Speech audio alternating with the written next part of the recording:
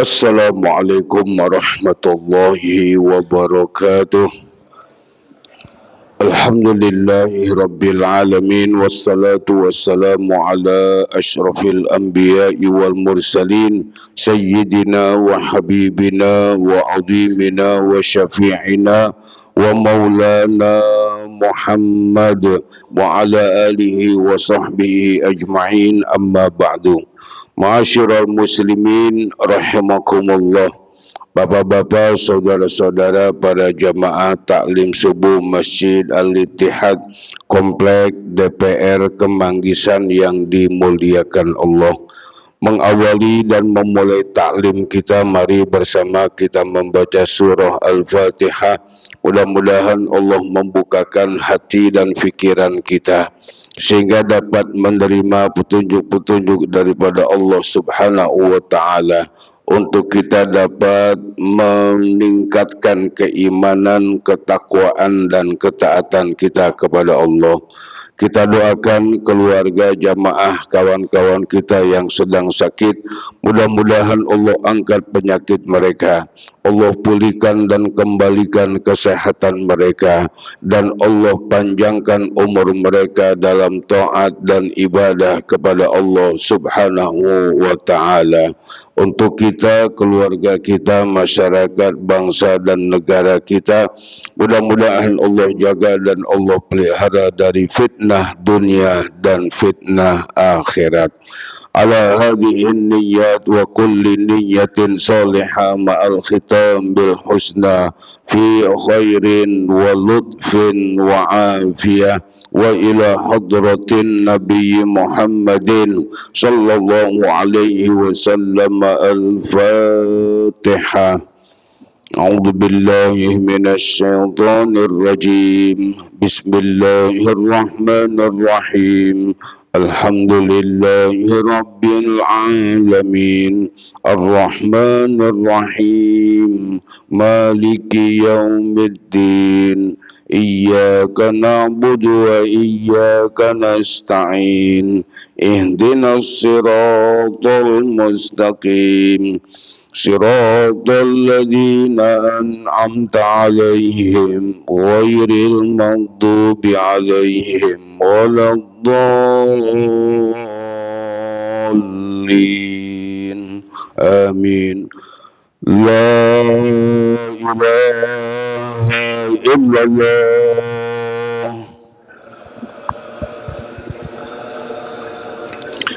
أستغفر الله. Allahumma salli wa sallim ala sayyidina Muhammadin wa ala ali sayyidina Muhammad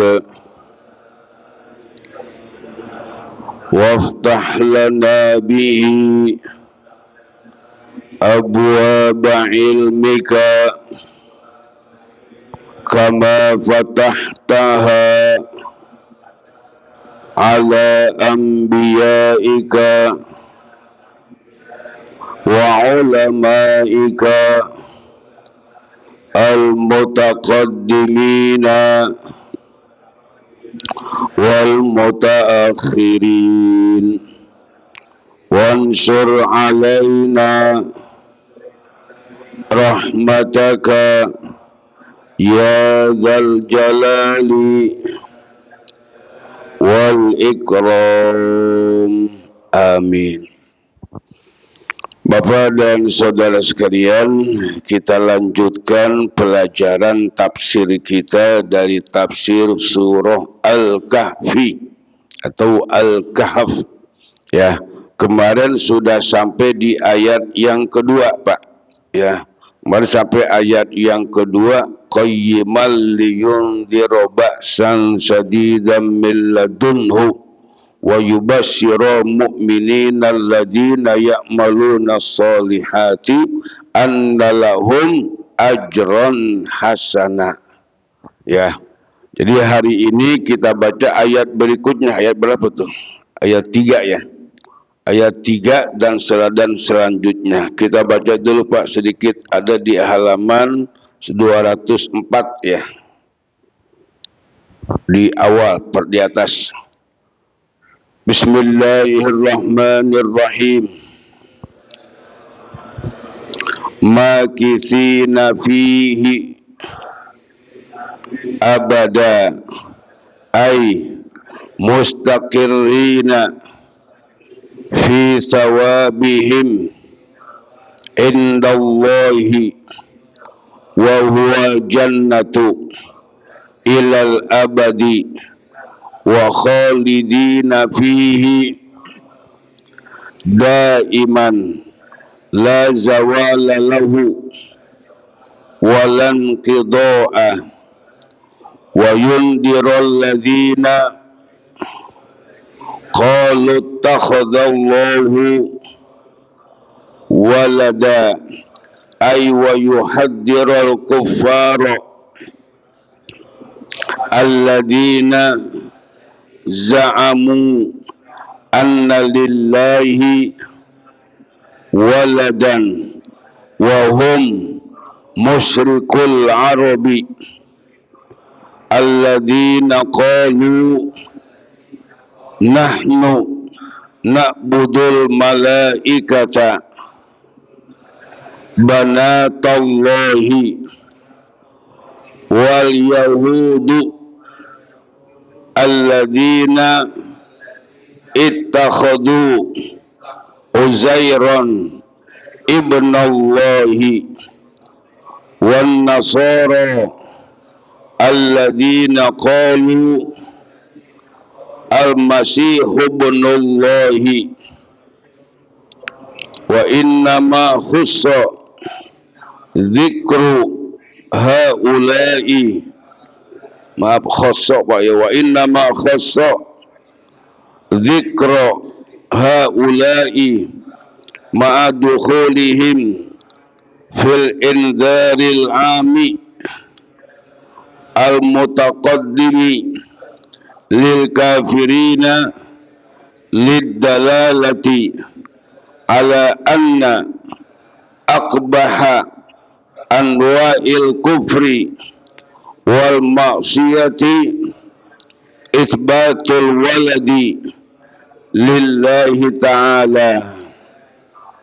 Baik Pak, 2 ayat ya yang kita baca hari ini. Yang pertama ayat kedua, ayat ketiga ya, makithina fihi abada. Yang kedua, wa yundzirul ladzina qalu taqallahu walada. Yang pertama Allah berfirman makithina fihi abada. Ini keterangan dari yang kemarin dikatakan dalam ayat sebelumnya.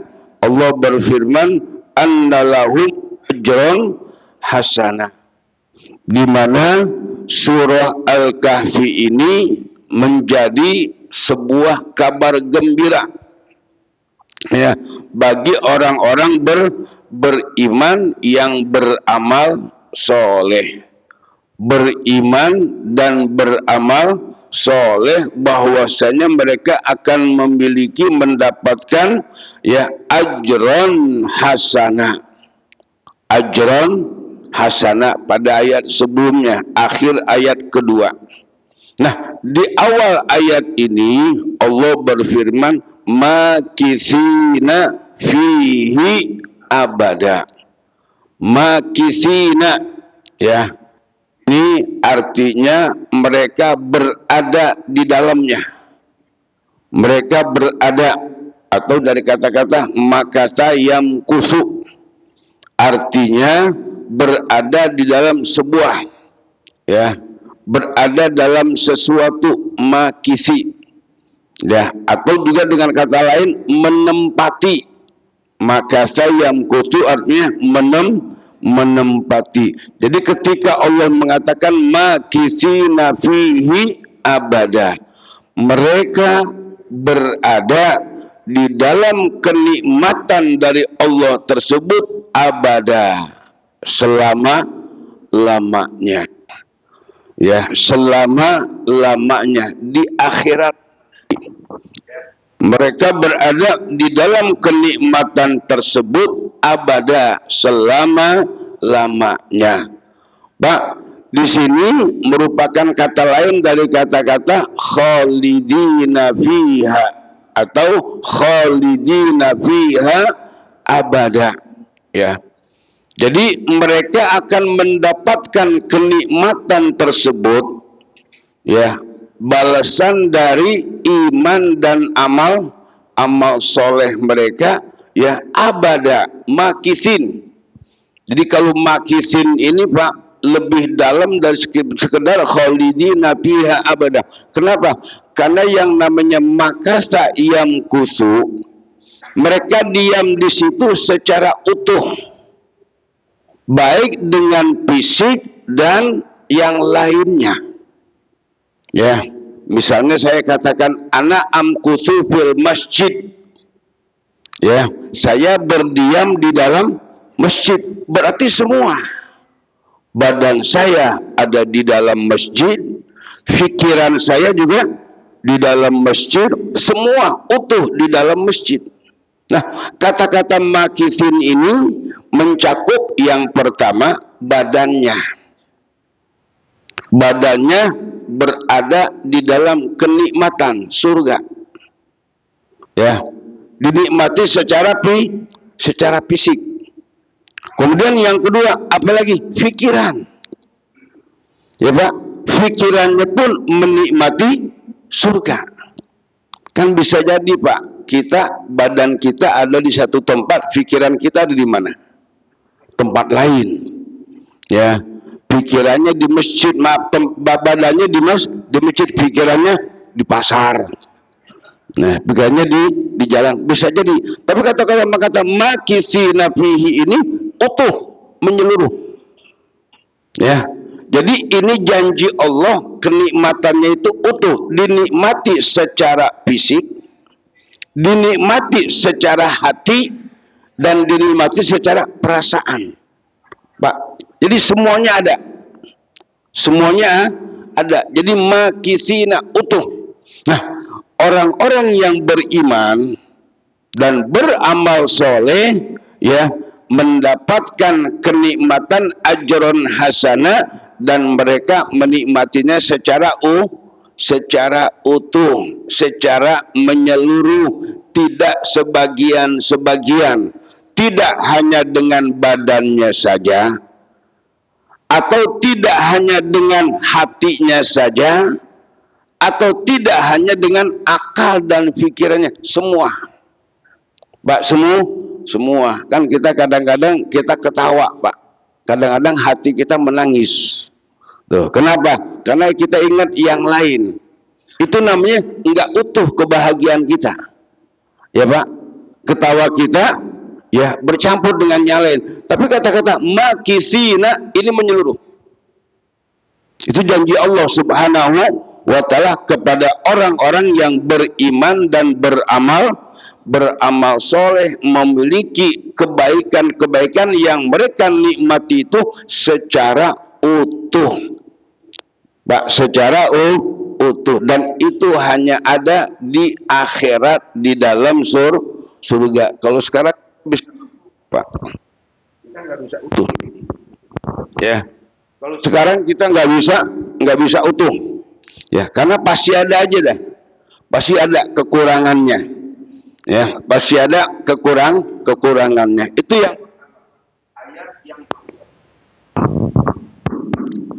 ayat kedua seperti itu.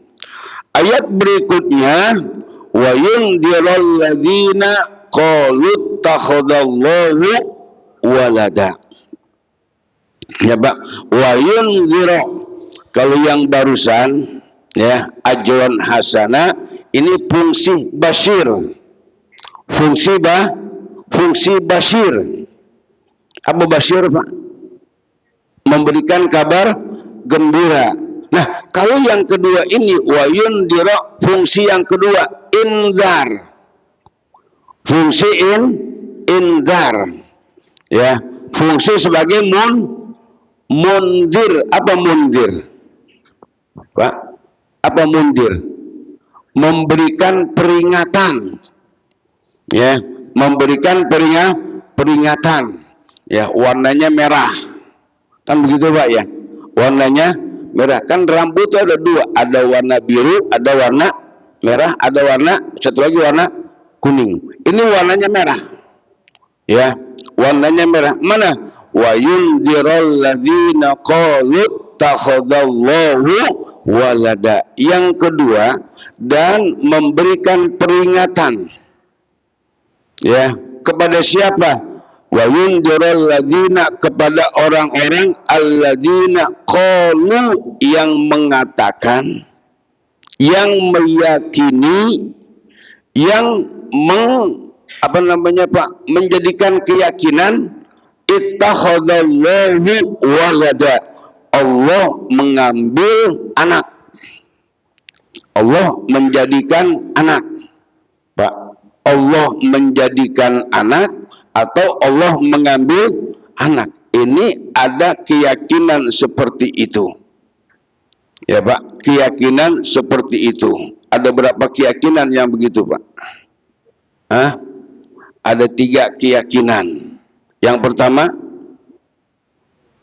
pertama orang-orang kafir Mekah, orang-orang kafir Mekah yang berangkat dari kebiasaan mereka lebih mengharapkan anak laki, lebih mengutamakan laki-laki ketimbang perempuan, wanita. Ya, bahkan kita tahu salah satu, ya, dakwah Rasulullah adalah mengangkat derajat wanita, perempuan. Nah, orang-orang Arab sebelumnya, orang-orang musyrik mereka, orang Arab itu, ya, merendahkan wanita. Ya, kalau pekerjaan laki-laki adalah di luar rumah, mencari nafkah, bahkan membela satu kampung, membela kaum, berperang, itu kerjaan laki-laki. Nah, sedangkan kerjaan perempuan melayani rumah tangga. Ini mereka anggap sebagai sebuah kerendahan. Nah, dari situ berangkat Pak keyakinan mereka kepada malaikat. Malaikat. Mereka meyakini, bahkan menyembah malaikat itu sebagai anak-anak wanita Allah. Ini keyakinan yang pertama Pak. Ya, mereka menganggap dan meyakini malaikat itu adalah sebagai putri-putrinya Allah. Kenapa mereka anggap sebagai putri Pak? Karena melayani Allah. Kalau dalam pandangan Islam, malaikat melayani atau mengabdi, Pak. Malaikat melayani atau mengabdi, ya, melayani atau beribadah. Masih ragu-ragu kelihatannya kita juga nih, ya, masih ragu-ragu. Kira-kira malaikat itu melayani atau beribadah? Beribadah. Ya, jadi malaikat itu beribadah kepada Allah dengan bidangnya masing-masing. Nah, kalau menurut keyakinan orang kafir Arab, bukan beribadah, tetapi melayani. Ya, melayani. Nah, setiap yang melayani itu dianggap wanita. Maka keyakinan pertama yang menganggap Tuhan memiliki anak, bahkan anak perempuan. Jadi mereka mengatakan malaikat Jibril, malaikat Mikail, malaikat Israfil, malaikat apa lagi? Ya. Israel, itu semuanya anak perempuan Tuhan. Anak perempuan Allah. Kenapa? Karena bertugas melayani. Coba, melayani, menurunkan wahyu kepada Nabi, itu adalah melayani, ya, dan lain-lain sebagainya. Ya, padahal menurut pandangan kita Islam bukan melayani, ibadah. Disitulah bentuk pengabdian malaikat kepada Allah. Itu yang pertama Pak. Yang kedua, keyakinan yang kedua yang menganggap Allah menjadikan anak, mengambil seorang sebagai anak. Siapa? Keyakinan Yahudi. Keyakinan Yahudi. Siapa yang dianggap anak oleh Yahudi? Uzair. Ya, Uzair. Ini kisah Uzair udah sering disampaikan, Pak.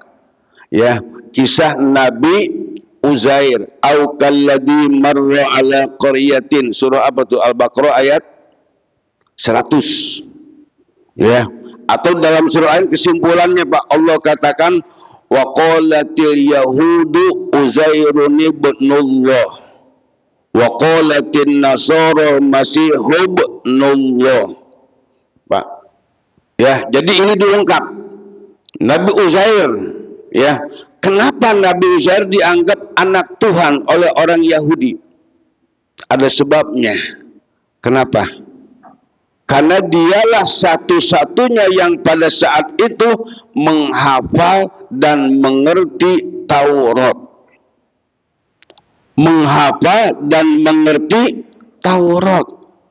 Nabi Uzair menghafal dan mengerti Taurat. Makanya sesudah 100 tahun kematiannya, hidup kembali ke kampungnya, Pak. Kembali ke daerah tempat tinggalnya. Yang pertama ditanya oleh orang-orang tua saat itu, coba kau hafalkan Taurat. Coba kau hafalkan Taurat. Ya, kalau engkau hafal Taurat, maka benar engkau adalah Uzair. Kalau enggak hafal Taurat, engkau bukan Uzair, hanya ngaku-ngaku. Maka dihafalkan, dibaca Taurat oleh Nabi Uzair. Nah, saat itu ya bertambah keyakinan mereka bahwasanya karena yang pertama Nabi Uzair adalah penghafal Taurat, yang kedua Nabi Uzair pernah mati selama 100 tahun, pernah hidup selama 100 tahun. Maaf, pernah mati. Karena Allah katakan fa'amatahu mi'ata'am. Berbeda dengan kasus Ashabul Kahfi yang sedang kita baca. Nabi Uzair itu dikatakan oleh Allah fa'amatahu mi'ata'am. Dan kami matikan Nabi Uzair selama 100 tahun. Kalau Ashabul Kahfi dimatikan, dihidupkan, hanya ditidurkan. Ya Pak ya, beda. Ya, beda kasus, ditidurkan selama 100 tahun. Kalau Nabi Uzair dimatikan selama 100 tahun. Kalau Nabi Ashabul Kahfi ditidurkan selama 300 tahun. Nanti ada, ketika kita bahas ayat-ayatnya, ada rahasia-rahasianya, Pak. Ya, dan Nabi Uzair dengan dua kondisi itu. Yang pertama, menghafal Taurat. Pak. Yang kedua, ya, Nabi Uzair sesudah 100 tahun mati, hidup kembali, maka diyakini Nabi Uzair oleh orang-orang Yahudi sebagai Ibnullah, anak Tuhan. Ya Pak. Makanya Al-Quran Allah permudah untuk dihafal. Betul nggak Pak? Kita hafal nggak Quran? Ya hanya beberapa lah. Minimal untuk modal sholat. Ya, paling-paling ya yang bawah-bawah lah. Ya, An-Nas, apa kan? Al-Falaq, insya Allah motor situ-situ juga. Lumayan, alhamdulillah. Makanya kan sering saya katakan cara untuk mempraktekkan hafalan itu di dalam sholat. Ya, Bapak sedang menghafalkan surah Ad-Duha, baca dalam sholat. Bapak sedang menghafalkan surah Al-A'la, Al-Ghasyiyah, hafal baca di dalam sholat, insya Allah. Nah, bagi dalam sholat, kalau kita baca pelan, kita salah pun nggak ada yang tahu. Cuma kita sendiri yang tahu, saya salah apa tadi ya. Tuh, Pak. Ya, minimal kita hafal, mudah dihafal. Al-Quran itu salah satu contohnya mudah dihafal. Sedangkan Taurat Di zaman Nabi Uzair, hanya Nabi Uzair yang berhasil menghafal Taurat. Udah Al-Quran sampai sekarang, Pak. Sudah ribuan tahun penghafal Al-Quran makin banyak. Apalagi sekarang, Pak, anak-anak muda, anak-anak kecil, banyak yang hafal Quran. Itu salah satu kelebihan daripada Al-Quran. Mudah untuk dihafal, mudah untuk diingat. Walaupun kita kalau sudah umur di atas 50, ingatnya yang dulu-dulu, Pak. Karena tadi saya katakan, ingatnya yang pertama belajar Quran, Al-Falaq, An-Nas, Al-Ikhlas, ya, Al-Kafirun aja kadang-kadang keder, Pak. Ya, Al-Kafirun, situ-situ juga nggak habis-habis. Ya, Pak. Itu salah satunya Al-Quran. Nah, jadi Nabi Uzair dengan kondisi yang pertama hanya Nabi Uzair yang menghafal Taurat, yang kedua pernah dimatikan oleh Allah selama 100 tahun. Saya katakan beda dengan Ashabul Kahfi, karena Allah yang langsung mengatakan fa'amatahu mi'ata'am, yang artinya maka ya fa'amatahu, Allah matikan Nabi Uzair mi'ata'am, selama 100 tahun. Ya, selama 100 tahun, Pak. Itu yang kedua.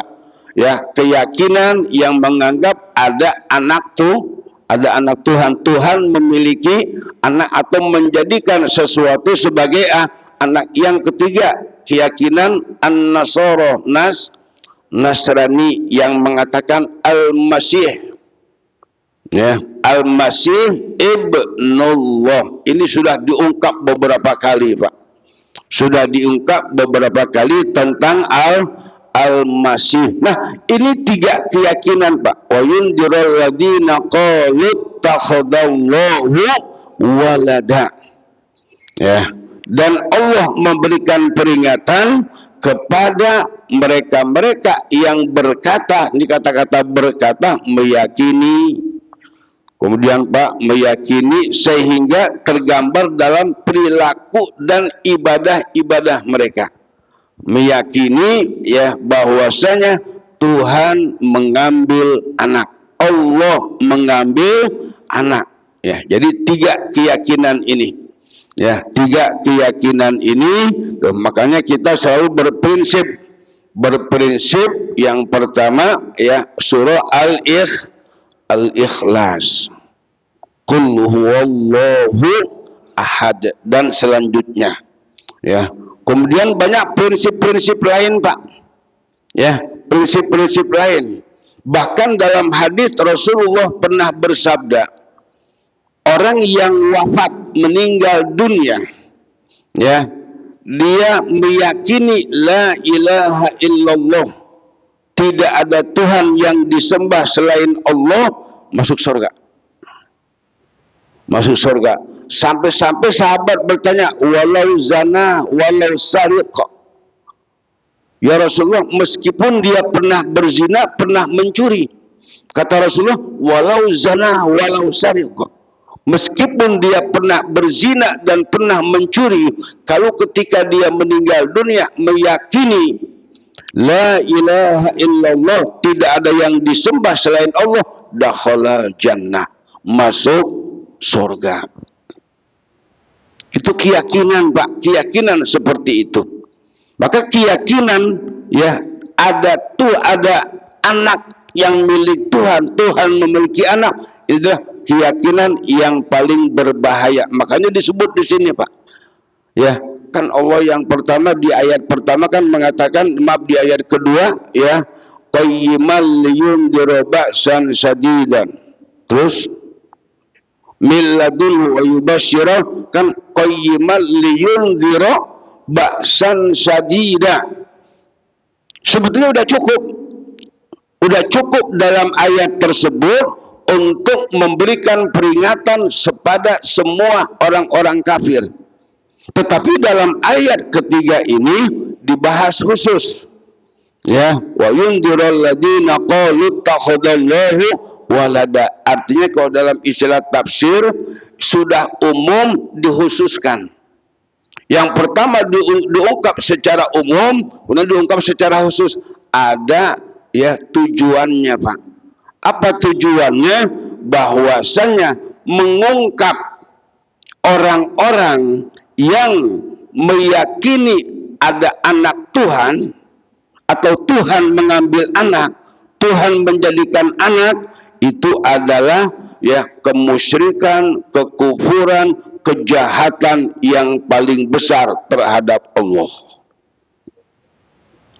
Ya, sebuah maksiat yang paling besar, paling tinggi tingkatannya, levelnya kepada Allah Subhanahu wa taala. Kenapa? Karena menjadikan anak menjadikan Tuhan memiliki anak. Karena panjang urusannya, Pak. Mungkin secara nalar aja kita bisa lihat panjang urusannya. Kalau ada anak Tuhan berarti ada cucu. Ada cucu. Nanti ada orang tua lagi, wah berarti macam-macam, Pak. Ya, sehingga panjang. Ya, memiliki kekufuran yang terus berlanjut seperti itu. Ini Pak, ya, ayat ketiga dan keempat. Nanti kita lanjutkan dengan penjelasan-penjelasan lain yang berikutnya di ayat berikutnya.